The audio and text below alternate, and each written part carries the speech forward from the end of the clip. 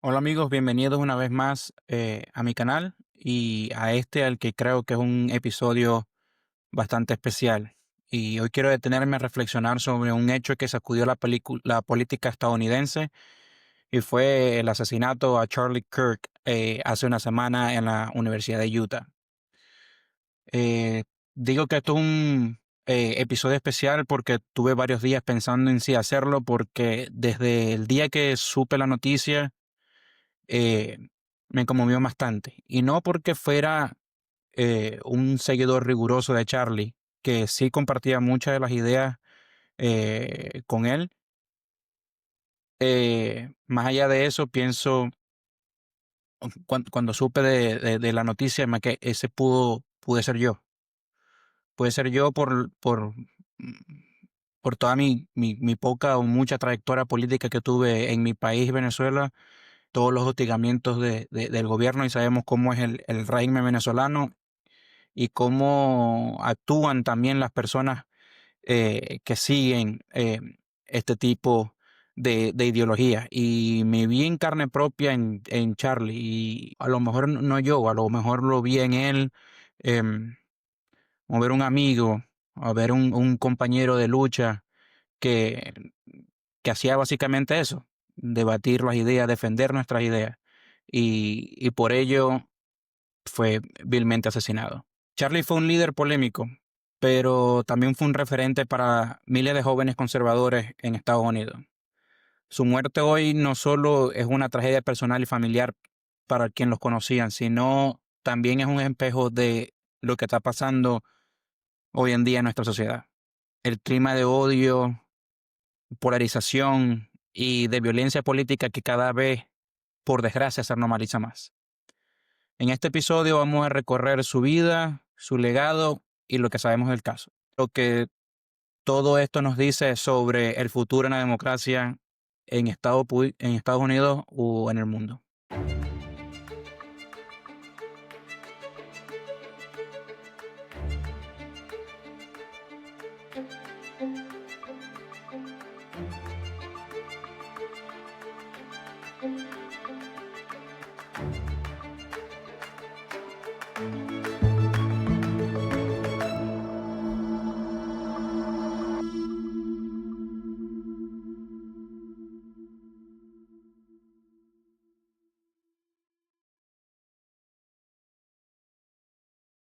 Charlie Kirk, activista conservador, fundador de Turning Point USA, cuando tenía solamente 18 años, lo que comenzó siendo no más que un pequeño movimiento estudiantil, se convirtió en una de las organizaciones conservadoras más influyentes entre los jóvenes. Su misión era clara: llevar la batalla cultural, el debate de las ideas a los campus universitarios, donde según él la izquierda había impuesto una dictadura ideológica. Hablaba sin miedo de temas que otros evitaban, como libertad de expresión, valores tradicionales de la familia, hablaba sobre el cristianismo, su fe cristiana y por supuesto la defensa de la Constitución americana. Muchos lo amaban, otros lo criticaban duramente, pero lo que nadie puede negar es que logró algo muy difícil, y fue conectar con miles de jóvenes que sentían que su voz estaba siendo silenciada. Jóvenes que ideológicamente estaban siendo o sufriendo un lavado de mente por la izquierda.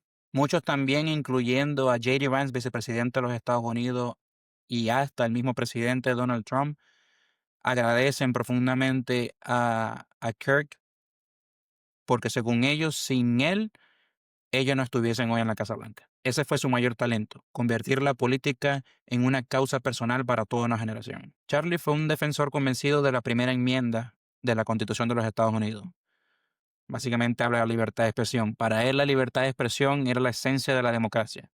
Denunció una y otra vez lo que llamaba él mismo censura progresista en universidades, en redes sociales y en su show. Él mismo lo decía: no puedes llamar democracia a un sistema donde solo una parte puede hablar libremente. Y también fue un defensor férreo de la segunda enmienda de la Constitución. Él creía que el derecho a portar armas de fuego no era un lujo ni un deporte, sino un pilar de la libertad. Repetía constantemente: una ciudadanía armada es una ciudadanía libre". Y a esto quiero hacer un inciso con una de las cosas que me llama mucho la atención y también lo vamos a tomar. Mucha gente irrespetando su imagen y haciendo burla de su muerte, han sacado durante toda esta semana de contexto muchas de las cosas de las que él creía, como por ejemplo esta de la segunda enmienda y el derecho de la ciudadanía a portar armas. Ellos empezaron a decir que sí, que él justificaba de que cada año tenían que haber muertes y que ese era el precio que la ciudadanía tenía que pagar para seguir con el derecho de portar armas. Video que totalmente fue sacado de contexto porque lo que él defendía no es defender, justificar los tiroteos en la escuela o los tiroteos en donde sea. Eso no es lo que ellos quieren tratar de hacer ver.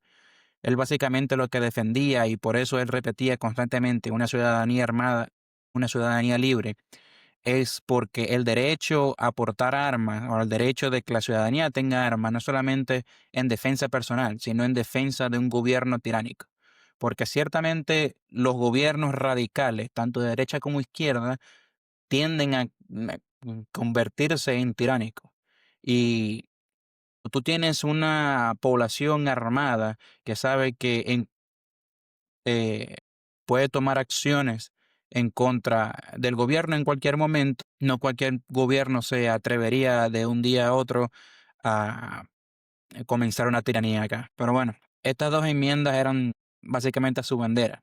Para muchos, esto lo hacía un defensor de la Constitución o para otros un radical. Pero lo cierto es que defendió con convicción estas ideas hasta el final. Charlie era un hombre de fe. No ocultaba su fe cristiana, al contrario, la empoderaba. En el 2021, Turning Point, él abrió una rama en su organización dedicada solamente a movilizar las iglesias dentro de la vida política. Se reunía con pastores, participaba en conferencias en iglesias y defendía los valores de pro vida y de familia, causas en contra del aborto, etcétera. Creía que la fe no debía quedar encerrada en lo privado, sino que debía ser parte activa de la cultura y la política. Esa conexión entre cristianismo y política fue sin duda uno de los sellos más fuertes de su vida pública. Y por eso hemos podido ver en los últimos días que tras su muerte muchas congregaciones, iglesias se han llenado de gente, eh, recordándolo a él no solo como un activista, sino como un hermano en la fe. A lo largo del país, que es una de las cosas que más me ha sorprendido de esto, es que los movimientos conservadores no han salido a han salido, sí, en forma de protesta, pero no han salido, como lo hemos visto en el pasado, en causas a lo mejor con ideologías distintas, a quemar el país o a saquear. Al contrario, se han hecho vigilias, se han hecho reuniones en oración, han hecho murales y eso me ha parecido bastante bonito de este movimiento. Pero bueno, entrando un poco en los hechos. El 10 de septiembre del 2025, Charlie estaba en la Universidad de Utah, en una gira que se denominaba The American Comeback Tour. Básicamente, mientras daba un discurso, un disparo terminó con su vida, un disparo de un francotirador. El país entero queda en shock con la noticia. Como ya lo dije, hubo vigilias, homenajes en distintas ciudades, mensajes de indignación. Una pregunta que todos nos hicimos fue ¿y cómo llegamos a este punto? Para seguir con su memoria, su esposa Erika asumió inmediatamente el liderazgo de su organización Turning Point USA, como él mismo lo había expresado en vida, y hoy ella encabeza la organización con el reto de continuar su misión en este momento de máxima tensión. Ahora, ¿qué sabemos sobre el caso? El sospechoso es Tyler Robinson, un joven de 21 años. La fiscalía ha presentado pruebas muy contundentes. El ADN en la toalla que envolvía el rifle y un destornillador que alegadamente fue utilizado y conseguido en el techo desde donde se disparó. Mensajes de texto con su novio slash roommate, eh, donde escribió: ya tuve suficiente de su odio. Algunos odios no se pueden negociar. refiriéndose a Charlie. Mensajes en la red social Discord, confesando el crimen y evidencias de que intentó ocultar las pruebas y convencer a su compañero de borrar los mensajes. Los cargos hasta ahora que le quieren impugnar son gravísimos: asesinato agravado, obstrucción de la justicia, manipulación de testigos y delitos violentos en presencia de niños. Ya la fiscalía anunció que va a pedir la pena de muerte. Y lo más importante y diría que lo peor de todo apunta a que es un motivo político. Robinson veía a Charlie como un enemigo. Después del asesinato, una encuesta de YouGov arrojó un dato alarmante, y es que el 18% de los liberales o personas con ideología de izquierda cree que la violencia política a veces puede justificarse. Y aún peor, entre los jóvenes entre 18 a 29 años, ese número sube a 22%. Es decir, no estamos hablando de casos aislados, sino de un clima cultural donde la violencia empieza a verse como una opción política válida. Es aquí donde entra la responsabilidad del discurso. Cuando líderes repiten que Trump y sus seguidores son fascistas, dictadores, una amenaza existencial para la democracia, algunos lo pueden interpretar literalmente. Persona con dos dedos de frente diría: si son dictadores, entonces eliminarlos es salvar al país. Esta constante retórica, lo peor es que ha sido inflada o inflamada por los mismos líderes demócratas de este país. Joe Biden repetidamente decía que el movimiento MAGA era una amenaza para la democracia. Nancy Pelosi decía que el trumpismo era lo más parecido al fascismo europeo que podía existir. AOC, Alexandria Ocasio-Cortez, decía que la derecha republicana era construida sobre la supremacía blanca. Esta retórica sí busca movilizar el electorado o su electorado radical de izquierda, pero puede tener o tiene un efecto secundario, y es que deshumaniza al adversario. Lo tildan o lo hacen ver como ya no es un rival político, es simplemente el enemigo, y del enemigo hay que deshacerse. Y ahí es donde está el peligro. No porque los líderes den la orden directa, sino porque ciertos individuos se van radicalizando hasta cierto punto de que sienten que tienen un mandato moral, y ese mandato moral es deshacerse de la amenaza. Eso es básicamente la fórmula de la radicalización. En estos días estaba viendo un episodio del podcast de Ben Shapiro, y él lo explica con claridad. Quienes cometen estos actos violentos suelen compartir tres creencias. Este tipo de ideologías siempre tienden a compartir tres creencias, bien sea ideologías de izquierda, marxismo, leninismo, comunismo, o bien sea ideologías de género o de grupos sociales, como el feminismo. Hay sus excepciones, obviamente, no estoy tratando de generalizar. Pero dentro de estas creencias es hablo de tres creencias. Para empezar, es que un grupo poderoso conspira contra ellos. O sea, tienen esta creencia conspiranoica de que hay un grupo que dirige el poder y conspira contra ellos. Segunda creencia es que creen que este grupo está específicamente en contra de su comunidad, bien sea eh, los socialistas, bien sea su comunidad feminista, bien sea su comunidad LGBT, etcétera, etcétera, etcétera. Y para terminar, o para adjuntar a estas dos creencias, la última es que ven la violencia como defensa personal. Cuando estas tres ideas se combinan, el resultado es explosivo. El caso de este muchacho Robinson encaja perfectamente en esta fórmula. ¿Y por qué? Porque básicamente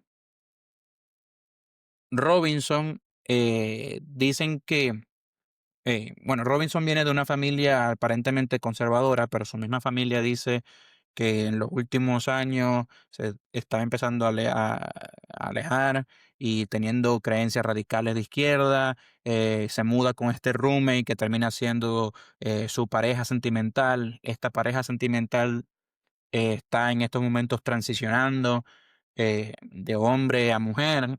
Entre uno de los mensajes que consiguen de Tyler a este roommate es que él lo estaba haciendo por él, para protegerlo a él, y por eso es que entran estas creencias de ideología.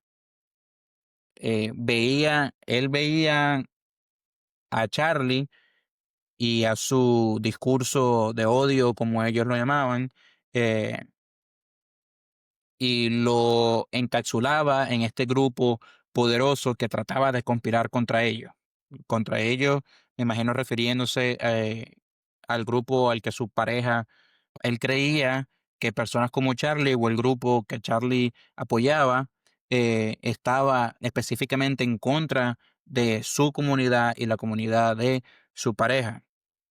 Y por ende, al final, él vio la violencia como esa escapatoria o esa solución en defensa a su pareja. Ahora, la violencia política en Estados Unidos no es nueva.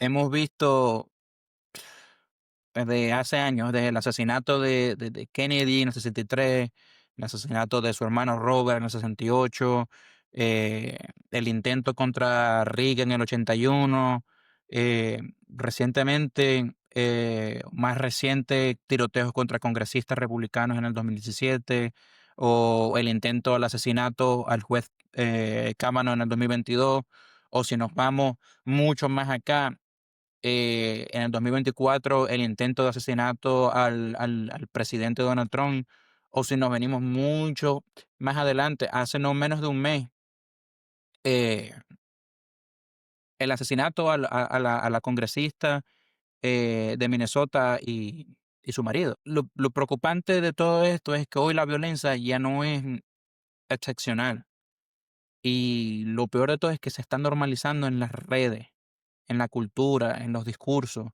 Y eso es una amenaza para todos, no importa si eres de izquierda o eres de derecha. Por eso cuando comencé este video, eh, me vi yo en los zapatos o me vi yo en la ropa de Charlie.